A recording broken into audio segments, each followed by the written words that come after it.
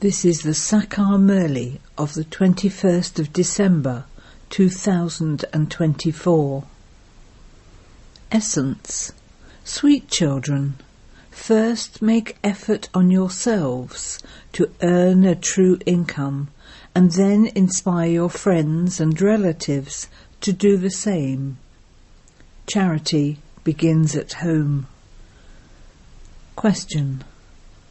What is the way to attain happiness and comfort? Answer. Purity. Where there is purity, there is happiness and comfort. The Father establishes a pure world, the Golden Age. There are no vices there. Worshippers of the deities can never question how the world could continue without vice. You now have to go to a world of comfort. Therefore you have to forget this impure world. You have to remember the land of peace and the land of happiness. Om Shanti. The meaning of Om Shanti has been explained to you children. Shiv Baba can say Om Shanti, and the Saligram children also say Om Shanti. The soul says Om Shanti. This means that he is the son of the silent Father. There is no need to try different ways to find silence by going into the jungles, etc. Souls are silent anyway, and so what is the point of trying different ways? The Father sits here and explains this. It is that Father whom you ask to come and take you away to a world of happiness and comfort. All human beings desire comfort and happiness, but you need to have purity before you can have peace and happiness. Pure ones are called pure, and impure ones are called impure. Those of the impure world call out, "Come and take us to the pure world." He is the one who liberates you from this impure world and takes you to the pure world. There is purity in the Golden Age and impurity in the Iron Age. That is a viceless world, whereas this is a vicious world. You children know that the world population continues to increase. The Golden Age is a viceless world, and so there must definitely be fewer human beings there. Who would those few people be? There must definitely be the kingdom of deities in the Golden Age. That is called a world of comfort. That is, a land of happiness. This is a land of sorrow. Only the one Supreme Father, the Supreme Soul, can change this land of sorrow into that land of happiness. It is surely the Father who will give you the inheritance of happiness.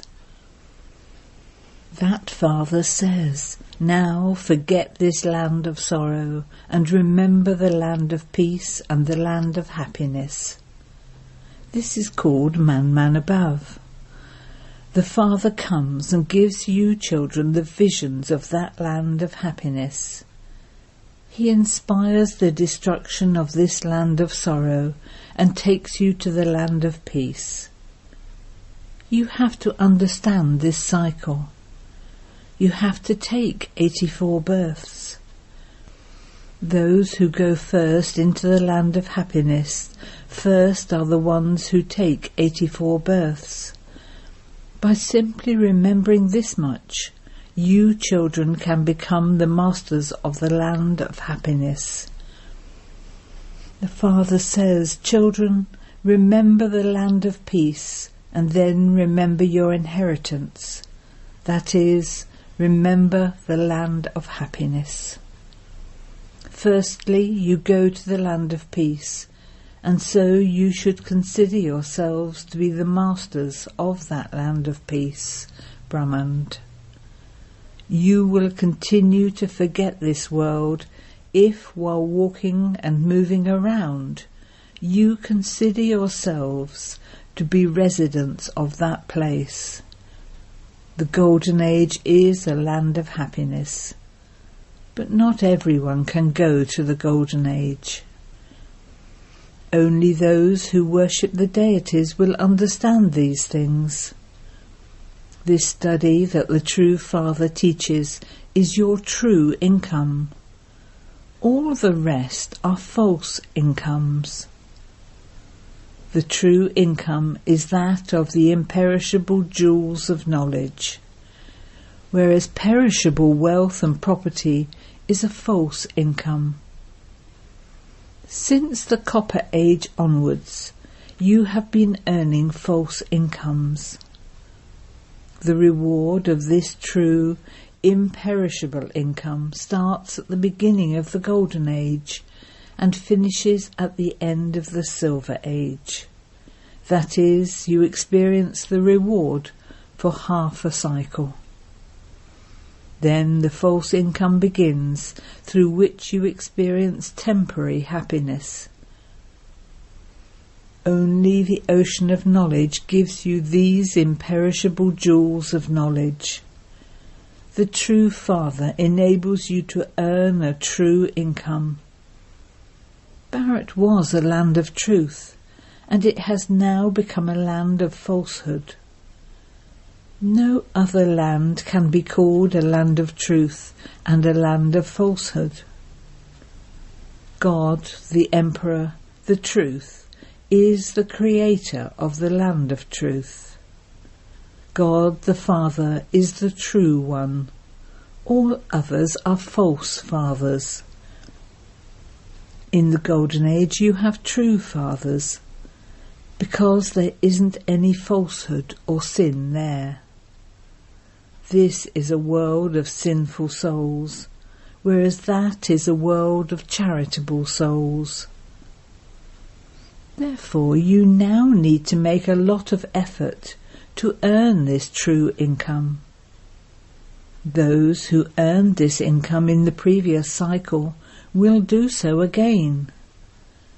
First, you have to earn this true income yourself, and then inspire your family and your in-laws' family to earn this true income. Charity begins at home. Those who believe in the concept of omnipresent cannot perform devotion. If all are forms of God, who is it that they worship? Therefore, effort has to be made to pull them out of that quicksand. How would sannyasis perform charity at home? Firstly, they are not able to tell you anything about their households. Ask them, why are you not able to tell us? We should at least know. What harm would there be if they told you? I belonged to this family and then adopted renunciation. When someone asks you, you can tell him instantly. Sannyasis have many followers. If a sannyasi were to tell them that there is only one God, his followers would question him and ask, "Who gave you this knowledge?" If he said it was the BKs, his business would finish. Why would anyone want to lose his honour in that way? No one would even give them food. This is why it is very difficult for the sannyasis. Firstly, you have to give this knowledge to your friends and relatives, etc., and inspire them to earn a true income through which they can attain happiness for 21 births. This is a very easy thing. However, it is fixed in the drama for there to be so many scriptures and temples, etc. Residents of this impure world say, "Come and take us to a pure world." It is now 5,000 years since the Golden Age began to exist. They say that the duration of the Iron Age is hundreds of thousands of years. Therefore, how can people understand where or when the land of happiness existed? They say that annihilation takes place, and that the Golden Age then comes after that. That first of all, Sri Krishna comes, sitting on a peepal leaf, floating on an ocean, and sucking his thumb. They have changed everything around. The Father says, "I now tell you the essence of all the Vedas and scriptures through Brahma." This is why they show Brahma emerging from the navel of Vishnu, and also why they show scriptures in his hand. Now Brahma would surely exist here. Scriptures would not exist in the subtle region. Brahma has to be here. Vishnu, the dual form of Lakshmi and Narayan, also exists here. Brahma becomes Vishnu, and then Vishnu becomes Brahma. Now whether Brahma emerged from Vishnu or Vishnu emerged from Brahma is a matter to be understood. However, only those who study well will understand these things. The Father says, you have to continue to understand these matters until the moment you leave your bodies. You have become 100% totally senseless and bankrupt. You were once sensible deities, and you are now becoming those deities again. Human beings cannot change anyone into deities. You were those deities, and you then completely lost all your celestial degrees while taking 84 births. You were in great comfort in the land of happiness, whereas you are now restless. You are able to explain the account of 84 births. It is easy to calculate how many births those of Islam, the Buddhists, Christians, Sikhs, and all the other sects and isms take. Only the residents of Bharat become the masters of heaven. The sapling is now being planted. Once you have understood the explanation of this knowledge yourself, you have to give it to your mothers, fathers, sisters and brothers. Whilst living at home with your families, you have to live like a lotus flower. Then charity begins at home. You have to relate this knowledge to those in your parents' home and also your in-laws' home. Even in business, they first try to make their own brothers into business partners. Here too it is the same. There is the praise that Kumari is one who uplifts her parents' home and also her in-laws' home. Impure ones cannot uplift anyone. So which Kumaris do this? It is you, Brahma Kumaris, the daughters of Brahma. There is a temple built here to Ada Kumaris and unmarried Kumaris. That is half Kumaris and virgin Kumaris. That is your memorial. We have come in order to make Bharat into heaven once again. The Diwala temple is totally accurate. Heaven is portrayed on the ceiling, but in fact heaven exists down here. The tapasya of Raj Yoga also takes place down here. Those who built the Diwala temple should know about the ones whose temple it is. They have shown Jagapita, Jagadamba, Adidev and Adidevi sitting inside. Acha, whose child is Adidev? Shiv Babas. The half Kumaris and unmarried Kumaris are all sitting here doing Raj Yoga. The father says, man above. You will then become the masters of paradise. Remember liberation and the land of liberation. This is your renunciation. The renunciation of the Jains is very difficult. Their system of plucking their hair out is very severe, whereas here it is easy Raj Yoga. This is also a family path. This is fixed in the drama. A Jain sage established his own new religion, but you couldn't call that the original eternal deity religion. That has now disappeared. Someone started the Jain religion and it then continued. That too is in the drama. Adidev is called the father and Jagadamba is called the mother. Everyone knows that Brahma is Adidev. They are also called Adam and Bibi and Adam and Eve. The Christians do not know that Adam and Eve are now sitting in Tapasya. They are the heads of the human genealogical tree. The Father sits here and explains all of these secrets. There are so many temples to Shiva and Lakshmi and Narayan, and so you should know their biographies. The Father, the ocean of knowledge, sits here and explains these too.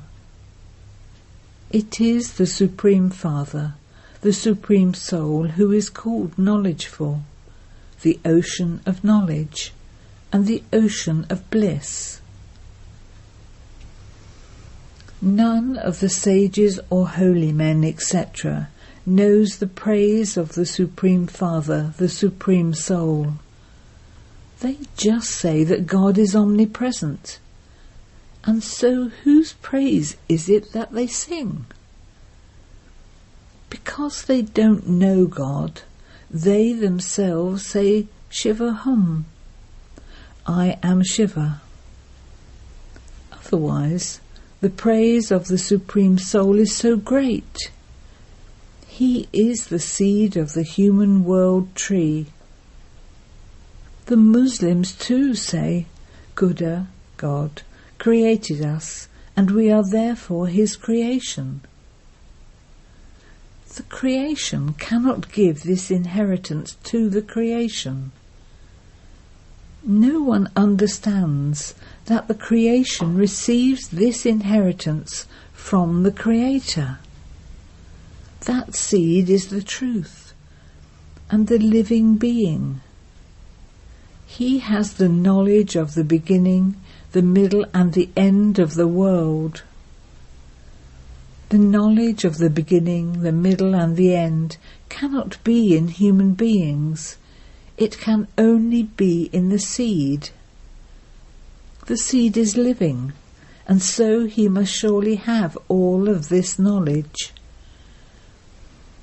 Only he comes and gives you this knowledge of the beginning, the middle, and the end of the whole world cycle. Put up a board that says, by knowing this cycle, you can become the rulers of the globe in the Golden Age. That is, you can become kings of heaven. This is such an easy matter. The Father says, remember me for as long as you live. I myself give you the mantra that disciplines the mind. You now have to remember the Father. It is by having remembrance that your sins will be absolved. If you continue to spin the discus of self-realization, you will be able to cut off Maya's head. I will make you souls pure and take you back home. You will then take Satopratan bodies. There are no vices there. People ask, how can the world continue without vice? Tell them, perhaps you are not worshippers of the deities, although you do sing praise of Lakshmi and Narayan, and say that they are completely viceless. The World Mother and the World Father are viceless. They become pure from impure by doing the tapasya of Raj Yoga and then become the masters of heaven. You do tapasya in order to become pure charitable souls. Acha. To you sweetest beloved, long lost and now found children, love, remembrance and good morning from the Mother, the Father, Bapdada. The spiritual Father says Namaste to you spiritual children, and we spiritual children say Namaste to the spiritual Father. Essence for Dana 1. In order to remove this old world from your intellect, consider yourself to be a resident of the land of peace as you walk and move along. Earn a true income by remembering the land of peace and the land of happiness, and also inspire others to do the same. 2. Make yourself into a charitable soul by doing the tapasya of Raj Yoga. Constantly continue to spin the discus of self-realization so that Maya's head can be cut off. Blessing.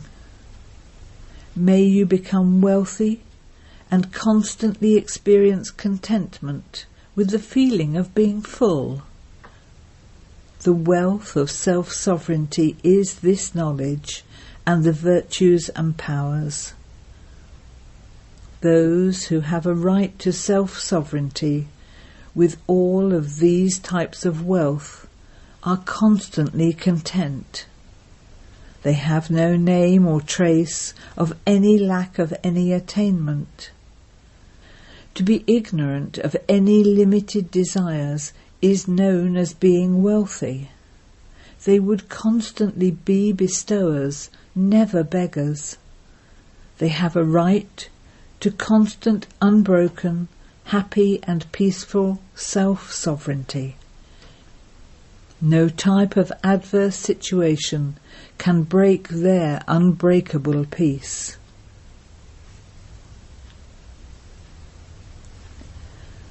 Slogan. Those who see the three aspects of time and the three worlds with the eye of knowledge are master knowledgeful. Om Shanti.